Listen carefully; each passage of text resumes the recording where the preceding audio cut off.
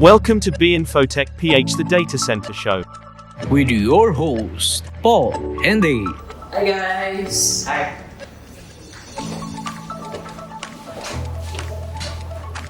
Hello guys, my name is Paul. Thank you for joining us. This is our very first episode. And we couldn't be more excited before we get on hand. Let me introduce my co-host Ace. Thank you, Paul. Beeinfotech PH, the data center show, is where we talk anything and everything about data center, networking, connectivity, security, basically all things IT. And in this episode, we'll talk about probably something that's not familiar, Paul, with like your mom or my dad. Basically, it's really for something for IT professionals like you and me. But because this is an emerging threat, it's important that we talk about DDoS, or distributed denial of service. Because it's a web threat that may cripple a business' ability to deliver its services online. To talk more about this, we have our partners from Continent8, the Asia Pacific General Manager, Peter Williams. Hey Peter! Hi everybody! Hi! Hey. Thank you very much for having me. Glad to be here. How are you, Peter? Thank you so Very much well, for thank you. gracing the show, Peter. You're very welcome. Thank you very much for having me. It's been a while, Peter. Huh? Yeah, we've all been locked up like prisoners for a while, so Yeah. it is so nice to be here, like with people in real time, and we're not on videos with each other. We Yes. are really here. So Yes. thank you very much, guys. And you look handsome, Peter. Oh, thank you. You're a good liar. You never age like that. We also have with us via video patch, all the way from London, the Senior Security Product Manager and Technical Solutions Architect, Craig Lofter. Hi Craig! Hello, Canada. How are you? Hi. How are you, Craig? Good to see you. Hi. Thank you for gracing the show. Great. So I'm delighted Craig has joined us here from London. So Craig and I represent Continent8 Technologies, a very glad to be partner of Beeinfotech Technologies PH. And we partner with Beeinfotech Technologies PH on all aspects of security, namely DDoS, EDR, MDR, SOC SIEM services, web application firewall protection, and WAF. Today, I understand, Ace, we want to talk about DDoS. Right. And you know, no better person than Craig. So just to introduce who Craig is and what he does in Continent8. Craig is our head of product management, to be like, for security products for Continent8. Craig also doubles up as a technical solutions architect and works with real life clients all the time and with partners. And Craig is instrumental in supporting the Beeinfotech PH partnership. So thank you very much, Craig. It's a pleasure to have you remotely here, and it's a pleasure to be physically here with you guys. Right. Thank you very much, Peter. Craig, the thing about DDoS is that the biggest question I think that most people are asking is, what is DDoS essentially, and why is it that some know about it, well, some are not too familiar with it, but those who are familiar with it, why is it very important to know the best practices and how we can basically run it? So maybe, Craig, if I can kick in there for a moment. The one thing we always make this terrible assumption is that everybody knows what DDoS is, right? So, you know, I think it's important that, you know, we hope that we're talking to a wide audience here, and you will come from all disciplines of life. So some of you may be operational management, some of you may be on the IT and security side within your businesses. So we won't make that assumption that everybody knows what DDoS is. Right. So what Craig will do is he will explain a little bit about what exactly is a DDoS attack. Mm-hmm. Why should we be concerned about this, and why should our company be, adding this to our must-do list, okay? So Craig has a few slides. He's going to go through and take you through what exactly a DDoS attack is, why Continent8 in partnership with Beeinfotech Technologies PH and BProtect DDoS is a good option. And thereafter we'll talk about a little, some real-life examples and but I think it's important that we actually explain what the hell is it first and how do we do it. Craig. Thanks all. So a DDoS attack is when a network host gets overwhelmed by the amount of traffic that's sent through. This is done maliciously in order to attack the network with the intent of bringing it down. There's many purposes for this, including trying to make money through ransom, or it could be competitive attacks. So from a competitive company. So what I'm going to show here is kind of a simulation of a DDoS attack. what happens when an attack happens, and what we would do to mitigate that. So on screen now, you can see kind of peacetime traffic. This is a setup where we've got off-net DDoS protection in place. There's clean traffic return via either GRE tunnels or private circuits from the scrubbing facility. And the graph at the top that you'll see as this simulation runs will show the throughput that's being observed by NetFlow monitoring of the customer's CPE. So as end users on the internet send traffic over the network, the traffic traverses the customer's ISP and it hits the customer's CPE. So NetFlow data is then sent to Continent8 for analysis and anomaly management. And this is based on kind of traffic ratios and also thresholds. And traffic is then diverted to the customer's data center. So all traffic is delivered fine. As you can see from the graph at the top, that's kind of the throughput that's going through. And you get your standard peaks and troughs through normal traffic throughput. And it's important to say that this is all done over existing infrastructure. Nothing's diverted. The customers just kind of continuing as normal using their ISPs as they would. So then in an attack scenario, we've got the same setup. So it's off-net DDoS protection with clean traffic return via either GRE tunnels or private circuits from the scrubbing centers. And the graph at the top is again showing the throughput observed by NetFlow, monitoring of the customer's CPE. So during an attack, end users will, on the internet, will send traffic. So it'll be legitimate and attack traffic, which will traverse the customer's ISP and hits the customer's CPE. At this point, Continent8 is monitoring the net flow of that router, and the data is sent to C8 for analysis and anomaly management. And at this point, C8 systems notice that there's traffic patterns that are anomalous. So if you look at the traffic graph here, there's a high amount of throughput that's coming in. So this is a volumetric attack. So at this point, the customer is alerted and the mitigation process is enabled.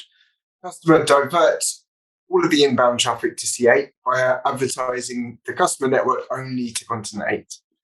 Continent8 then filter at the edge using flow spec, which we'll cover more later, and divert the remaining traffic to the scrubbers based in the Continent8 network. So attack traffic is then surgically removed and discarded at the closest scrubber to the end user. Legitimate traffic is then sent over Continent8's MPLS network, so the customer's clean return traffic either through the GRE tunnels or private circuit at this point and delivered to the customer. So return traffic then goes back out over the customer's existing ISP and is returned to the end user.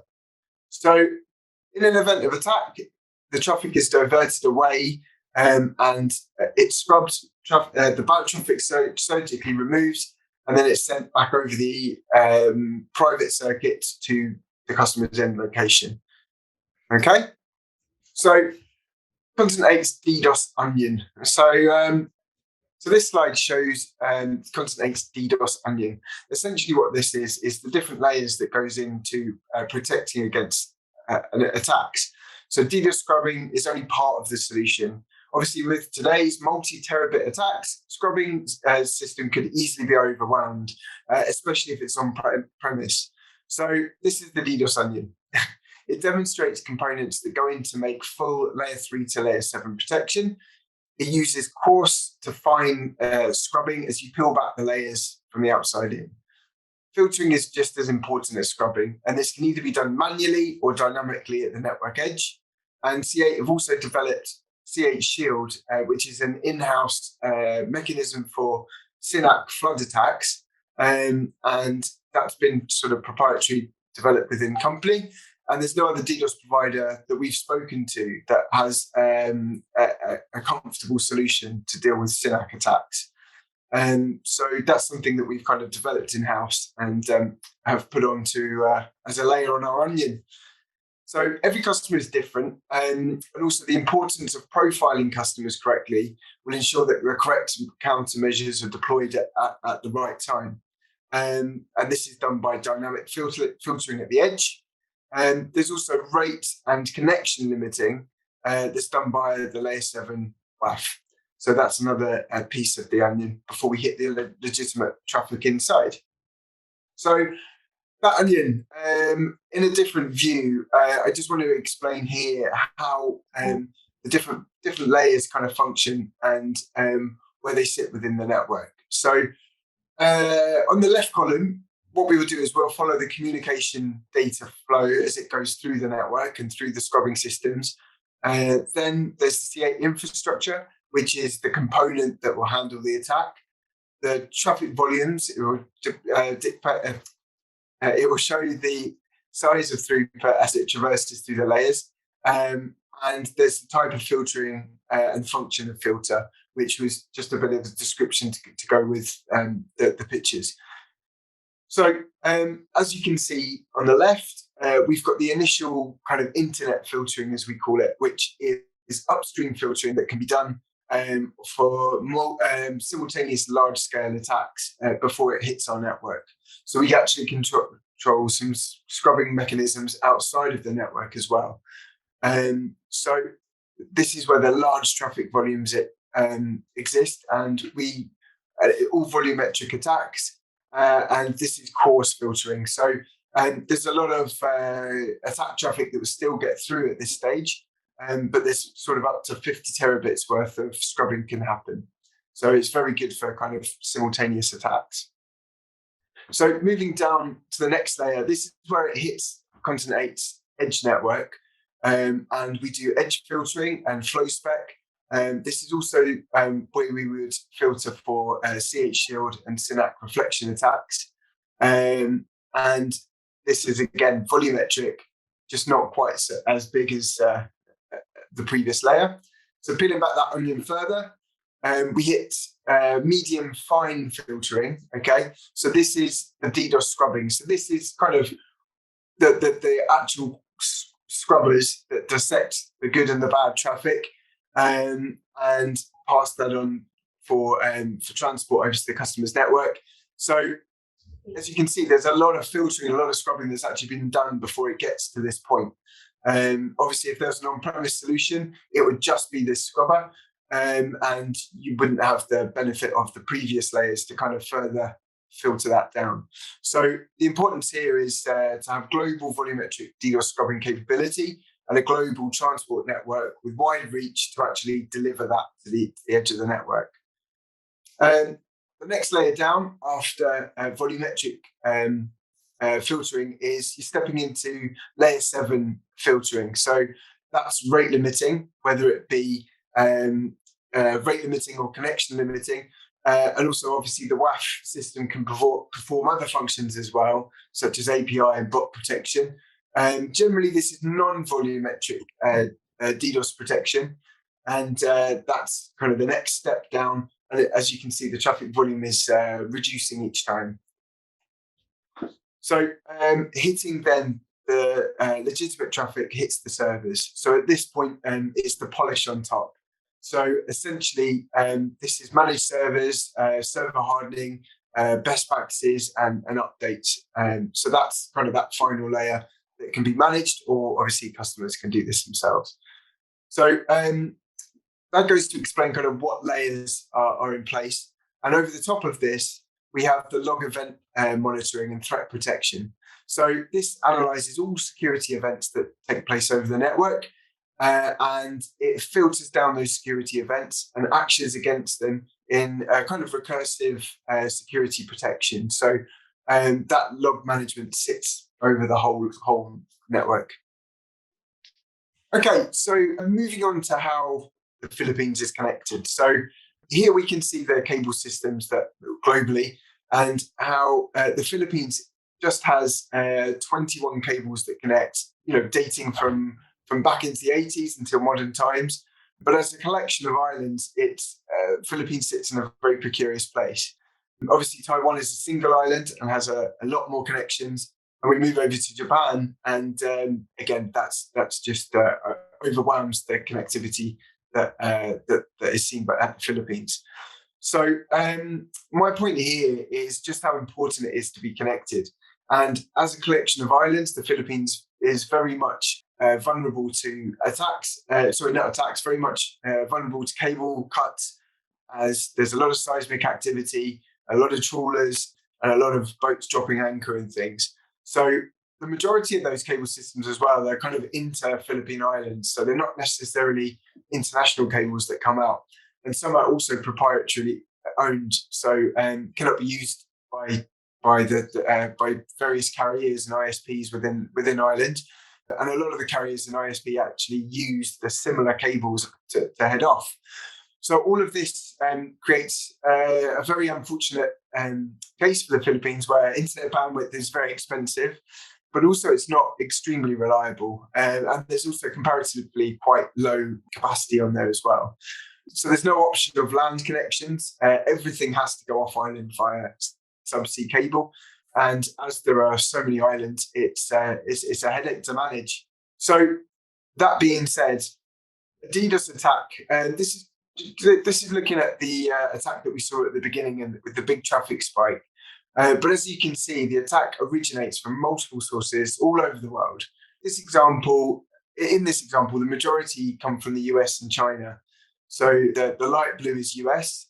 Usually that's seen up to 50% of traffic does come from the US, and China is that the greeny kind of color.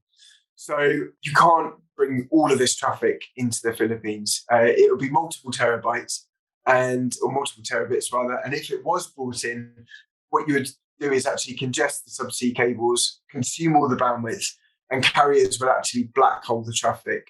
So this must be scrubbed before it hits the Philippines. Otherwise, all traffic will be gone.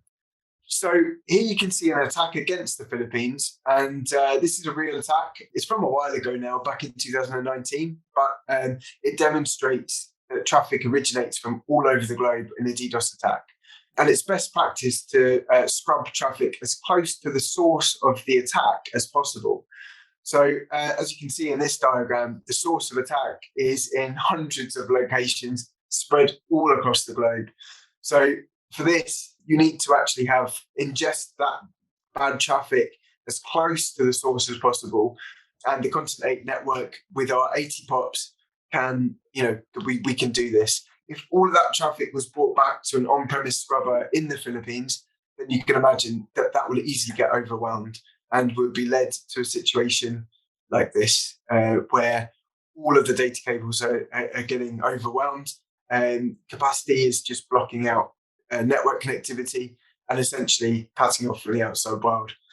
But ISPs obviously will not let this happen, and what they will do is actually black hole that traffic before it even gets there. So that takes the legitimate traffic and the attack traffic and just bins the lot. So it must be cleansed before it hits the islands, and obviously upstream providers would look to protect their network by black holing. So that's when the importance of network reach comes into place. And as mentioned earlier, Continent8 have over 80 sites in 4 continents, got a high capacity backbone and a lot of internet peering sites to ensure that we're able to scrub and deliver traffic even against the largest attacks. So over the past 3 months, in fact, Continent8 have scrubbed 6 attacks over 1 terabit. To 1 terabit per second, and they're all in Asia. And that's including a C8 record-breaking attack that happened just this week of 1.9 terabits. So as you can see, it's a huge amount of traffic that we're talking about here. I hope that goes to explain a little bit about our protection systems and the layers that are needed. Also goes to talk about the spread and the width of the network that's required to successfully mitigate attacks, and how on-premise or even on island in the Philippines case, just it isn't going to cut the mustard. So thank you very much, and back to you guys. Great stuff, Craig. This is certainly something that folks interest all of us, either IT or non-IT. And it helps us get a better grasp of these types of intrusions. And I think it's very important that you show to us the visual representation of how a DDoS attack starts and ends, basically, right here. Correct. Yeah. I think just following on from Craig's, and some of that was quite technical, so those who are IT aware will be very familiar with it. But maybe for those who are not so technical, maybe let me tell you why DDoS is such an important topic right now, right? So if we look back traditionally, so if you have an office or 2 offices or 3 offices, it might be local, national, international. Traditionally, to really connect up these offices for IT communication in a secure way, what we did is we bought lease lines end to end, right? We put muxes at the end of them, we put voice over IP, whatever it might be. And they were secure, right? So that has changed now because lease lines really don't exist anymore. People are using VPNs and basically the internet, right? The second thing has changed is that people are pushing their applications online. Banking, shopping, everything, all walks of life, you name it. And both of those mechanisms now mean that, along with the third very key one, and particularly the pandemic and what's happened in the last 18 months, so many people are now working remotely, all using the internet to connect into your corporate applications. Be they e-commerce, be they internal, no matter how secure, all of these are a route in to basically attack your company and take down your systems and steal valuable data. But how about those people who are skeptic about outsourcing this type of protection? They say, well, I have a multi-million-dollar or hundreds of thousands of pesos worth of routing equipment. Sure. Wherein the box of the router will say, yeah, it has DDoS protection. Very good question, Ace. I'm glad you asked that. So for those who are non-IT aware, we'll think of it like the security guard standing in front of your building, right? For those who are IT aware, this is a layer 3, 4 we're speaking about. Like Craig mentioned our other capability in our partnership, which goes all the way up the OSI level to layer 7. But think of your security guard standing at the front door and one person comes along and tries to gain unauthorized access. Right. Your security guard is trained, he's maybe armed, he's whatever, and he'll stop that guy. Now, take the analogy, there's an army arise and you've got one security guard. This is how we need to think of DDoS mitigation. So Craig mentioned a very important point about global distributed, right?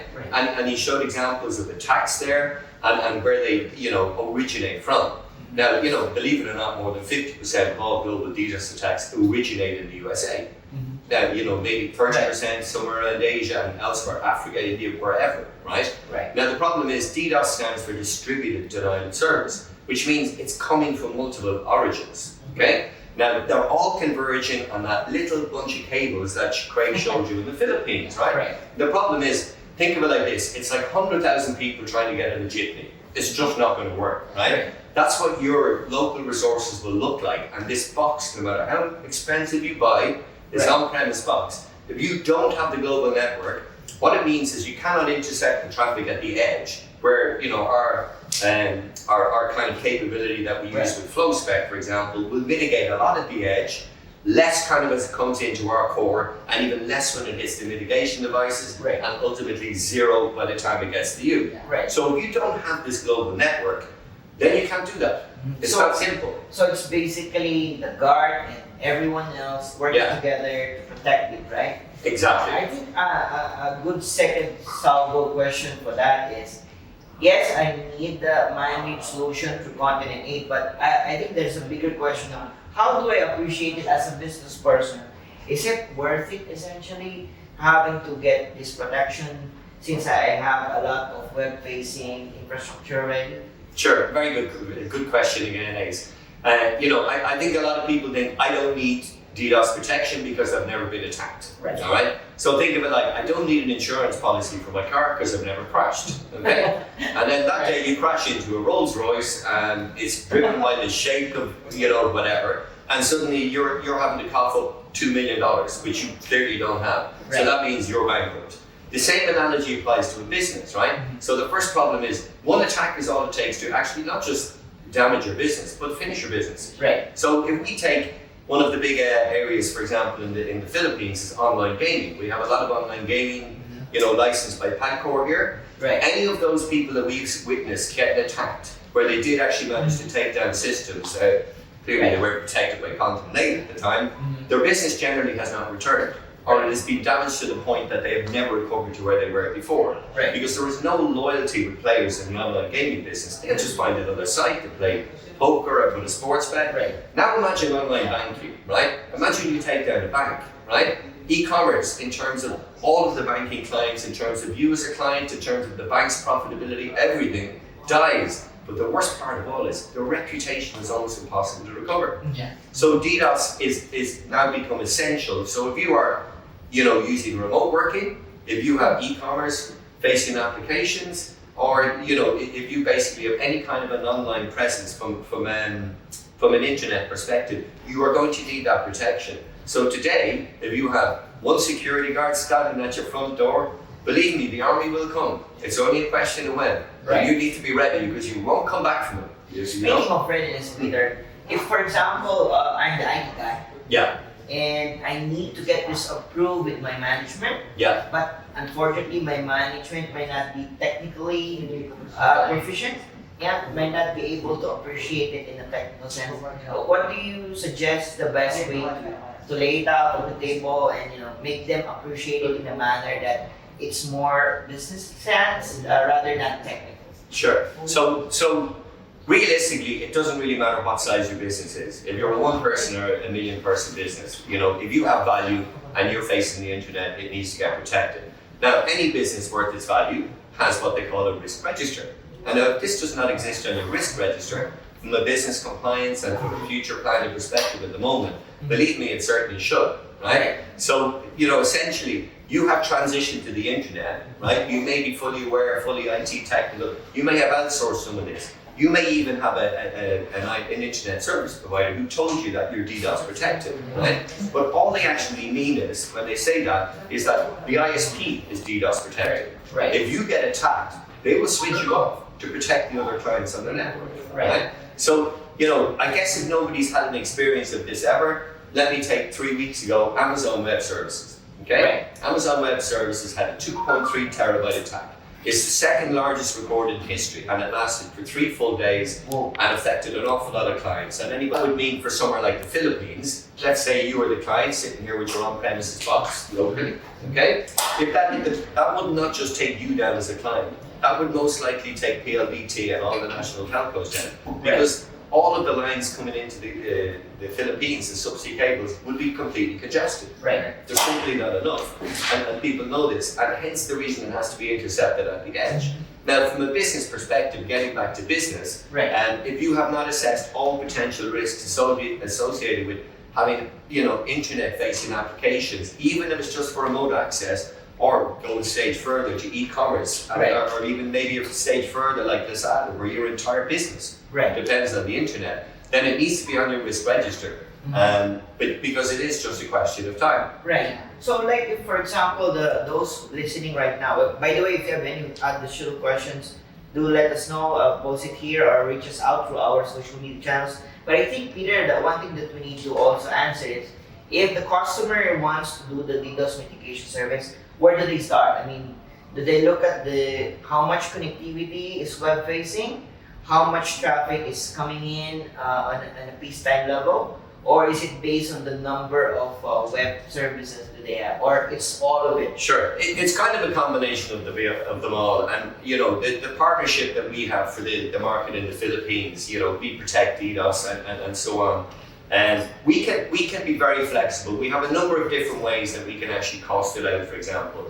Generally, it is how big is your online presence, right? So how much traffic are you consistently using day in, day out? And we take an average and we say, well, okay, the risk is about there. Right. But you know what, if you have 1 megabit or you have 1 million gigabits, there's no difference. A gigabit or bytes, there is no difference with the level of risk that poses it for your company. Right. All right? So there's no true way of actually assessing this. Some other providers will penalize you based on how many times you're attacked, what the size of the attack is, and a lot of the time they will actually discontinue you as a client. Right. Because the one thing you won't get globally is any provider guaranteeing that they will always mitigate a DDoS attack. Right. Because maybe tomorrow, we can BProtect, something new may come along none of us know about. Now, Craig referenced earlier on that we've developed an in-house solution for SYNAC attacks, right? Right. And this reflection, and this is a very important point, that we invest a lot of money in people in systems, in applications, but more particularly in network. Right. You've got to get the network right. So, you have to have all the intelligence right throughout the network. So how do we price it? It's got to be reasonably priced for small companies, Right. so it fits in with your budget. And think of it like an insurance policy. Has anybody ever given their car back because a professional person, because the insurance suddenly got too expensive? They haven't, because it's a must. They must have it. So far, people that haven't had or been exposed to this, and I think probably the world is changing. I think a lot of people are becoming more and more exposed. In fact, cybersecurity, from a services perspective, is projected to be the largest growth area of any IT solution. Right, and spoiler alert, guys, we have some future episodes that talks about other aspects of cybersecurity, like SOC SIM, for example, Exactly. or web application firewall. But I think another thing that we'd like to ask your input as well is a lot of the businesses here right now are using multiple internet service providers. And Beeinfotech PH can provide multiple connectivity options in one single go. But in terms of the protection, Peter, are we able to protect all of these ISPs together, or does it need to be one separate service per ISP? Okay, the answer is no. We can protect all of the ISPs together. Now, like any clever and advanced IT solution, it is a little bit tricky and it can be a little bit complicated. But from the C8 perspective, or BProtect powered by Continent8 perspective, there is no restriction on the amount of traffic, on the amount of internet service providers, depending on the method in which we can deliver the solution to you.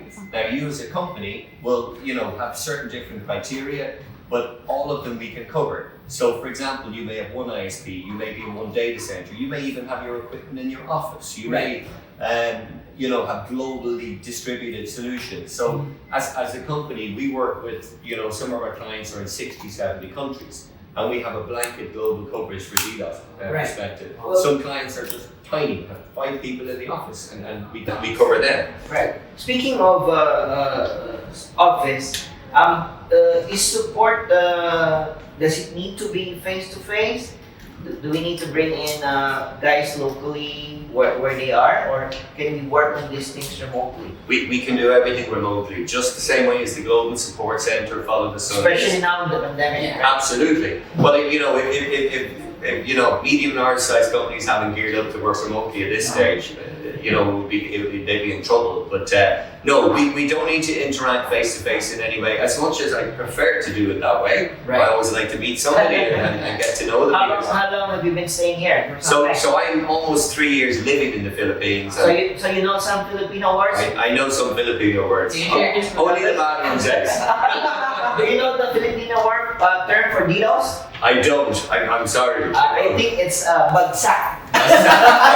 Okay, It's well, down. it's down. So that's the new one for me today. Right. Okay. Yeah. Well, as a parting question, although Paul, they can ask questions afterwards, right? Yeah. Okay, for those questions that our guests are not able to answer live, we will reach out to you and respond directly.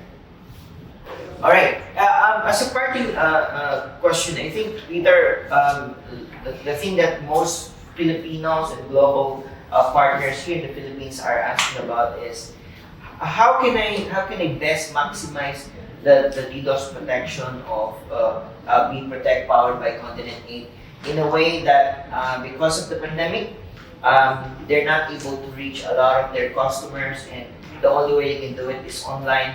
And is it a way that it can help their image, their business to continue operation day in and day out? Sure. So again, getting back to what we said before, there's no necessity for us to even be face to face, as they will. A lot of companies continue to interact with their clients remotely in the meantime. So, the different types of protection that you would need, and some of it most companies, I guess, will have experienced in some way, shape or form. Could be something as little as a virus got into your, came in through an email, which is kind of what we deal with at the layer 7 level, right down to the layer 3, layer 4 for, the IT term, or at the network layer, so to speak.